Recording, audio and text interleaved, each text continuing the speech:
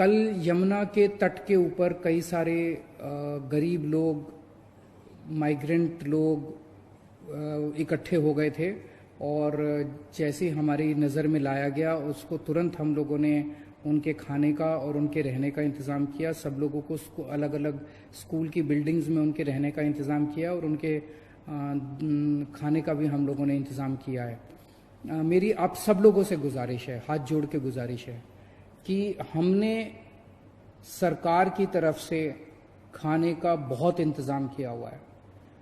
कल भी 9 लाख लोगों ने लंच किया है और 9 लाख लोगों ने डिनर किया है, पका हुआ खाना।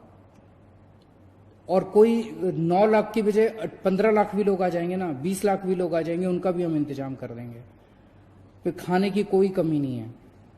उसी तरह से मैं बार बार बताता हूं कि 71 लाख लोगों को हमने राशन दे दिया जिनके पास राशन कार्ड थे, और जिनके पास राशन कार्ड नहीं थे उनको अभी राशन देने का सिलसिला जारी है।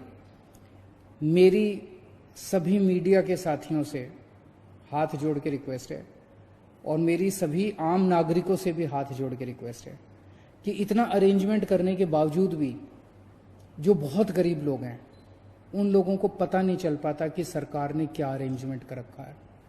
उन लोगों को पता नहीं चल पाता कि सरकार ने कहाँ अरेंजमेंट कर रखा है, मैं कहाँ जाऊं, अगर कोई भूखा है तो वो कहाँ जाए।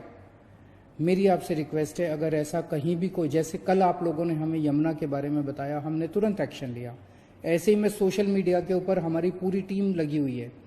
जैसे ही कहीं से सोशल मीडिया में पता चलता है, कोई बताता है कि यहाँ पे ये आदमी, ये एक परिवार भूखा है, यहाँ पे एक आदमी भूखा है, यहाँ पे ये, हमारी पूरी टीम लगी हुई है। उसी वक्त उसको खाना पहुंचाने का काम किया जाता है, उसी वक्त उसका घर का इंतजाम, उसको रहने का इंतजाम किया जाता है। आप हमें बताइए कहाँ कौन भूखा है, हम उस तक खाना पहुंचाएंगे, ये जिम्मेदारी हमारी है। या अगर हमने जहां जहां हमारे सेंटर चल रहे हैं खाने के, उन सब जगहों की लिस्ट हमने पूरे नक्शे के ऊपर डाल दी है। अगर आपके लिए संभव हो, आप उस व्यक्ति को खाने वाली जगह ले जाइए, आप उसको खाना खिला दीजिए, बहुत पुण्य का काम है। इस वक्त सबकी जिम्मेदारी बनती है। ना कोई अकेली सरकार काम कर सकती है, ना कोई अकेली कोई एजेंसी सफल हो सकती है। सब लोग मिलके काम करेंगे तभी हम लोग सफल होंगे। तो मेरी आप सब लोगों से, मीडिया में एक जगह मैं देख रहा था, उन्होंने कहा कि इन लोगों ने एक वेबसाइट चालू कर दी है कि जिनके पास राशन कार्ड नहीं है वो राशन कार्ड के लिए अप्लाई करें। तो वेबसाइट पे कौन से गरीब लोग आ सकते हैं।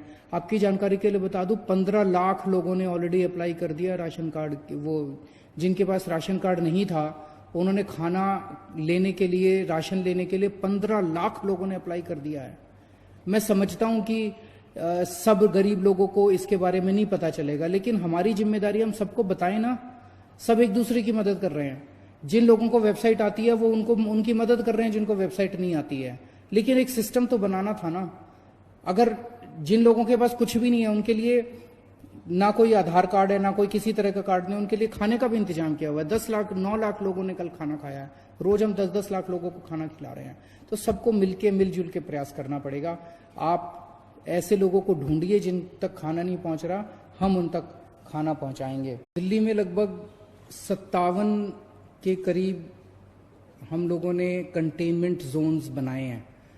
जैसे मैं रोज बताता हूं, कंटेनमेंट जोन वो हैं जहां पे हमें 3 या 3 से ज्यादा, अगर किसी कॉलोनी के अंदर हमें या किसी गली के अंदर 3 या 3 से ज्यादा कोरोना के मरीज मिलते हैं, तो उसको हम चारों तरफ से कॉलोनी को सील कर देते हैं। वहाँ के रहने वाले लोगों को बाहर नहीं आने देते और बाहर के लोगों को अंदर नहीं जाने देते, ताकि बीमारी बाहर ना फैले। और तो वहाँ पे फिर हम ऑपरेशन शील्ड चालू करते हैं, जिसके अंदर उस एरिया का सैनिटाइजेशन करते हैं। उस एरिया तो ऐसे कंटेनमेंट जोन्स के अंदर क्या क्या किया जाता है, इस बारे में अभी कई सारी गलत फहमियाँ हैं। क्योंकि मेरे पास बहुत सारे फ़ोन आते हैं, बहुत सारे मैसेजेस आते हैं, और अक्सर मैसेज ये आता है कि सर हमारे एरिया को कंटेनमेंट जोन तो बना दिया, लेकिन अभी तक हमारे यहाँ पे कोई भी सैंपल लेने नहीं आया हमारा। तो मैं आपकी जानकारी के लिए बता दूं, कंटेनमेंट जोन में जैसे कंटेनमेंट जोन लागू किया जाता है, वहाँ पे सबसे पहला काम किया जाता है, आपके लिए एसेंशियल सर्विसेज की इंतजाम किया जाता है। तो आपके एरिया को सील कर दिया और वहाँ पे आपके जो सील किया बाउंड्री के ऊपर आपके लिए सब्जी वाले का, दवाई वाले का, इसका सबका इंतज़ाम किया जाता है। पुलिस वाले व्हाट्सएप ग्रुप बनाते हैं, व्हाट्सएप ग्रुप के अंदर आप लोग लिखते हैं कि हमें ये वाला सामान चाहिए, वो वाला सामान आपको मुहैया कराया जाता है। तो एक पहला काम किया जाता है, एसेंशियल सर्विसेज का इंतज़ाम किया जाता है। एक काम किया जाता है, सैनिटाइजेशन किया जाता है पूरे एरिया का। जो मशीनें मैंने बताया था, उन मशीनों के जरिए उस एरिया को पूरे को सैनिटाइज किया जाता है। फिर डोर टू डोर सर्वे किया जाता है। सर्वे सबका होता है, हर एक के घर में कोई ना कोई दिल्ली सरकार की टीम जाती है और उनसे पूछती है कि आपके घर में कोई बीमार तो नहीं है, बुखार तो नहीं है, किसी को सांस की शिकायत तो नहीं है। तो जो जो कोरोना के सिम्टम्स हैं वो पूछते हैं कि आपको कोई ये सिम्टम्स तो नहीं है। ये सर्वे 100% लोगों का होता है। अगर किसी कंटेनमेंट जोन में अभी तक नहीं हुआ तो हो सकता है 2-4 दिन में हो जाए, क्योंकि बहुत ज़्यादा कंटेनमेंट जोन बन गए हैं। टीम्स थोड़ी सी कई बार कम पड़ जाती है एसडीएम के पास, तो वो 100% का होगा। जो जो लोग सिम्टम्स मिलते हैं जिन लोगों के कोरोना के, उन लोगों का केवल सैंपल लिया जाता है। तो लोग ये उम्मीद ना करें कि किसी भी, परसों मैंने एक खबर पढ़ी थी जिसमें एक एरिया के कंटेनमेंट जोन के लोग कह रहे थे कि जी हमारे यहाँ तो एक भी आदमी का सैंपल नहीं लिया गया। और तो जब उनके पास गए तो उन्होंने कहा हाँ, हमारे यहाँ सर्वे करने तो आए थे, सैंपल लेने नहीं आए। तो सैंपल सबका नहीं लिया जाता है और इसके अच्छे असर पड़ रहे हैं, क्योंकि दिलशाद गार्डन का हमने देखा कि किस तरह से वो 15-20 दिन हो गए और वहाँ पे कंटेनमेंट जोन में अब एक भी केस नहीं आया। वसुंधरा एनक्लेव में 15 दिन के करीब हो गए, इसको भी कंटेनमेंट जोन को बने हुए अब एक भी केस नहीं आया। खिचड़ीपुर की 3 गलियों को लॉक किया था हम लोगों ने, सील किया था, कंटेनमेंट जोन बनाया था, वहाँ से भी एक भी केस नहीं आया।